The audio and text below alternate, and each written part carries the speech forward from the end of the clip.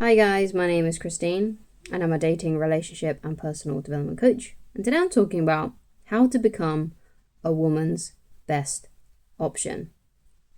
So the first thing that I want to get into is the importance of shifting your mindset of approval and trying to get women to like you.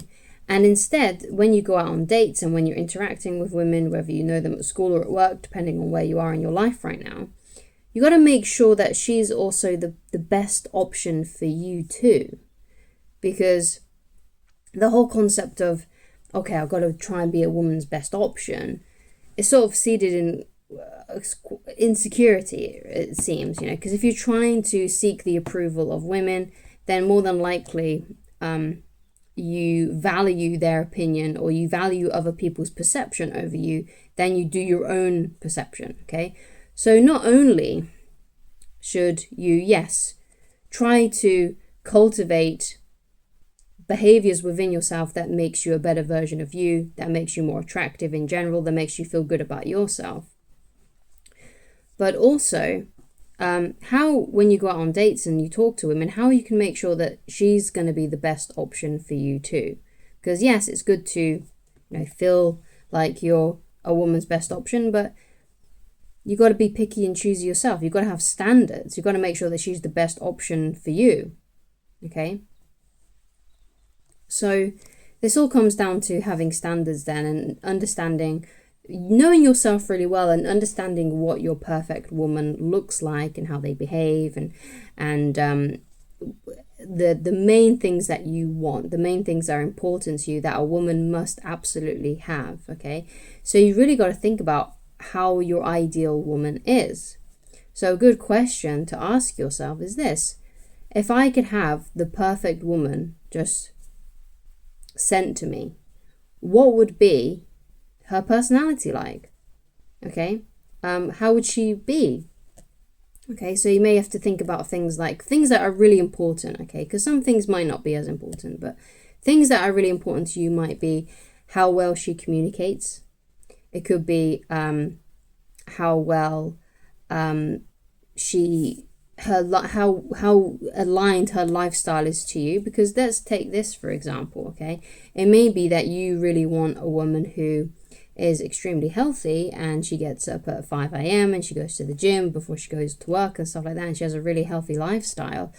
But let's say that you don't do that. Okay, let's say that you don't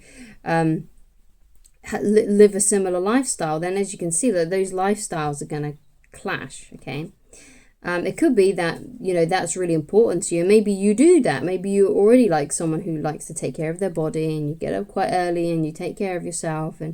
But let's say you meet a woman and let's say you don't really know what you want in a woman. You're just looking for any woman. But let's say that she's a bit of a party animal and she doesn't come in until like midnight.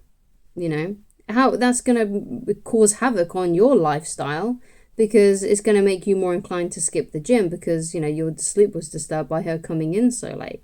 Okay, and perhaps she's not healthy, perhaps she's not eating the right things, or perhaps she's drinking the wrong things, things that you don't personally align with. But because you're so desperate for love, you'll just go along with anything, even though it may make you miserable. So you've got to have these standards. You've got to know yourself, and you've got to know what it is that you want in a woman that will be a complement to your life rather than a woman that potentially could hinder it. Okay, so you've got to think of, okay, so what kind of woman is going to potentially enhance my life or be a complement to my life? And what's the kind of woman that would actually wreak havoc over my life and cause more problems?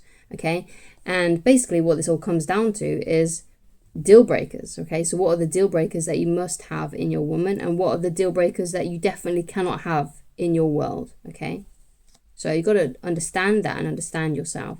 And when you know what those things are, and let's say you write a list of what those things are and you can review it before you go out on a date, before you speak to a woman and all these different things, then what you're looking out for. You'll know if you're on the right track and if you found a woman who is your best option. Okay, so it's important for you to have standards, to know exactly what it is that you want, and to know that very, very well. So when you're out on a date with a woman and she happens to display some red flags, then you'll walk away from her, and it'll be easier for you to walk away from her because you'll know what it is that you want and what you absolutely don't want, and the negative effects it would have to have a woman who is not your ideal, especially if she's doing the exact opposite. So again, the example of a woman who comes in late because she has a drinking problem, or she goes out partying a lot with her friends, and it just messes up with your sleep schedule, and therefore it messes up with your day schedule, and it just causes havoc in your life. And it may be as well that you like to get things out on the table, and you like to resolve things very quickly if there's an issue. And let's say you start dating a woman who's passive aggressive, right? She's not going to communicate. So when you go to her to sort of solve the issue, she's too stubborn to admit when she's wrong. She's too stubborn to talk about things. She's too stubborn to, even, give you some grace when you've messed up, okay? And maybe she gives you the silent treatment, and maybe she does this for days. And of course, that's going to cause a lot of havoc in your life if your partner in life is doing those kinds of things to you, right? So you got to be able to look out for these red flags. And some of these red flags, unfortunately, might not even show up until you've been dating for a few months. And that makes it even more difficult to sort of distance yourself and stop dating her. But I promise you that if you stick to your standards and you watch out for red flags, I promise you that you will eventually find a woman who is ideal for you, even if you do have to break a few hearts in the meantime, because, perhaps these red flags don't show up until later on down the road. But it's difficult to do that, but it's one of those things that you have to have self-discipline in. Okay, and sometimes it can be a bit ruthless, okay? Because maybe she really likes you, maybe she's really in love with you, maybe you really like her too because she's beautiful and she's got other things that are great. But if she's got something that is going to disrupt your life in a very, very negative way, then you have to let her go, especially if it's something that happens frequently. Okay, so let's get into more ways on how you can become then a woman's best option. So the next thing that I want to get into is becoming highly responsible for your life. Okay, so your mantra should be, my life depends on me. Okay, so that means when an issue shows up in your life, you take high accountability for it, even if it wasn't your fault. Let's say you got laid off and it wasn't your fault at all. But you've got to be highly responsible for your life, and you've got to say, okay, so this happened. I've got to try and change my circumstances. I've got to try and, get myself a new job, or whatever it is that's happened to you that, life has shown you a bad hand in some way. You've got to take responsibility. I'm not saying that you should blame yourself if you were a victim of something, okay? But from this moment forward, what the past is the past. You can only change your own behavior. You can only focus on what you can do, because when you are pointing the finger and you are making other people responsible for your life, like the government, the economy, your friends, your family, and you're saying, well, if they change, then I'll be better. When this changes in the world, then I'll be better. Then I will take responsibility for my life. No, you got to take you got to take the hand, the cards that have been dealt you, and you got to play it the best way that you can. And you can always do that if you become highly responsible and think, my life depends on me. My life depends on me. My life depends on me. That's the mantra that you should have. Okay, so if you get dealt a bad hand, you've got to think, okay, so how can I make this better? Okay, it may be a really crap thing that you might not be able to turn around completely, but there might be some avenue out of it. There might be something that you can do to create a better circumstance for yourself. It may take a while, but it's something that you can do, okay? So you've got to become highly responsible for your life, okay? And the reason why that makes you a woman's best option is because most people don't do that, okay? Most people aren't highly responsible for their lives. Most people think that, if I get a government handout, then my life will get better, or I'll wait for a new drug to come and save me. I'll wait for my family to do something better for me, or I'm just going to wait for my boss to promote me. You're relying on other people to make your life better, okay? And women often notice that kind of behavior, and a lot of them are actually in the same sort of behavior where they're waiting for people to come and save them and stuff like that.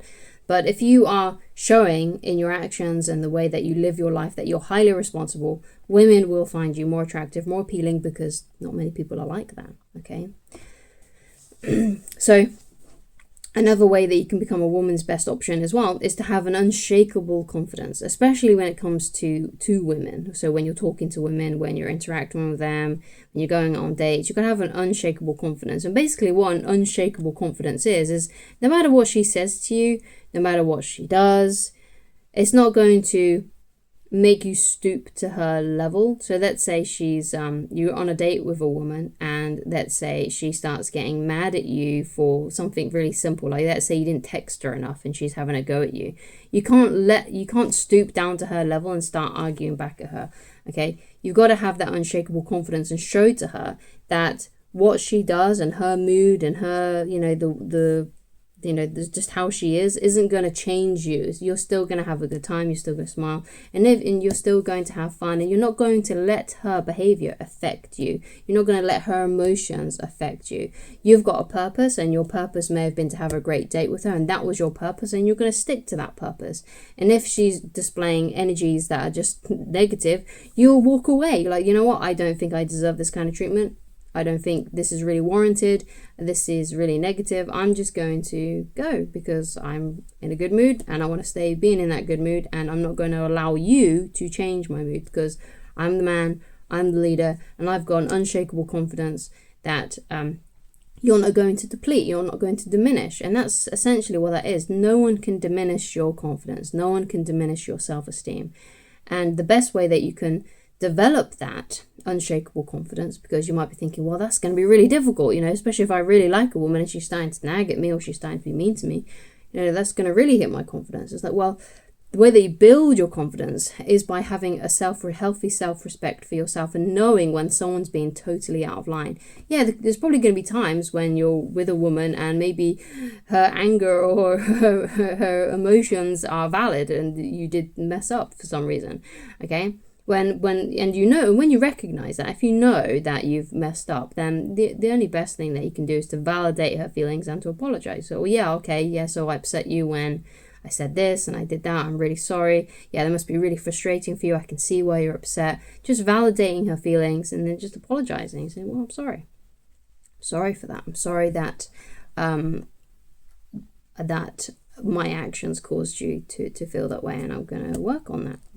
There's not really a lot else you can do apart from validate her feelings, be a soundboard to her, be like, yeah, that sounds really frustrating. I'd probably feel the same if it was me. Just relating to her, okay, and then apologizing. But some of the ways that you can build this then unshakable confidence is to develop this self-respect for yourself, and to not let people walk over you, including women, to not get them to bend you to their will.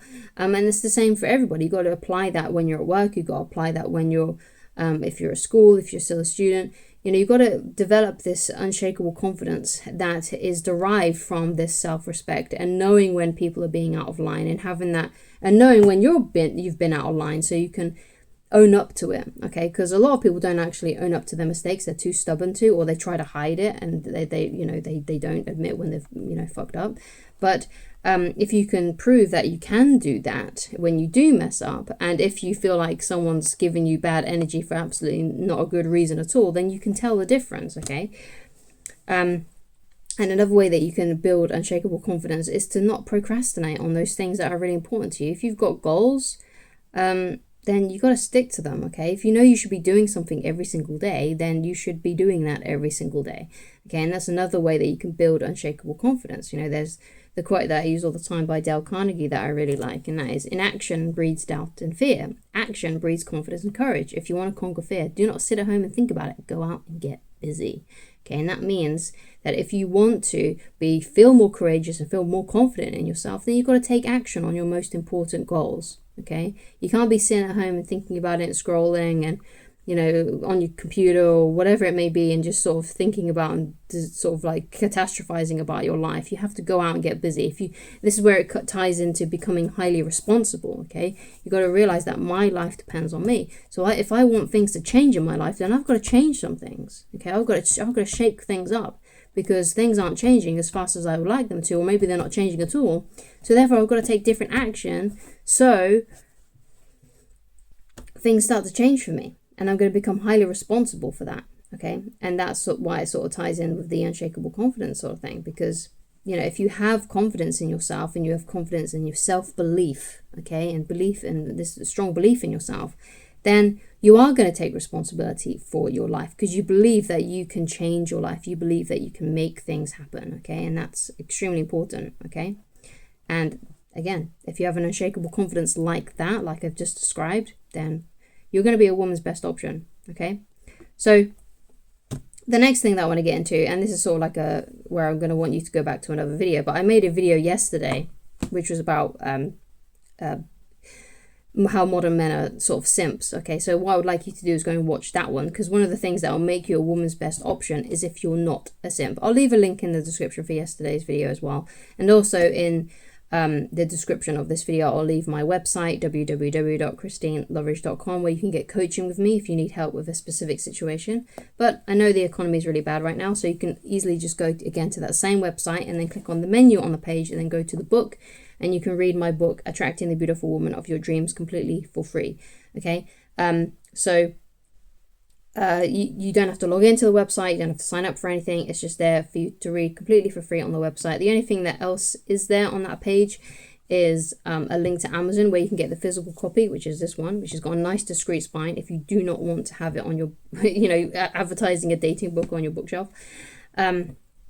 Or you can get the Kindle version as well. And if you do happen to get that, it's a really it's a very easy way that you can support me that doesn't cost too much. The physical copy costs a lot more than the Kindle version, so if you want a cheaper option, I recommend getting the Kindle version.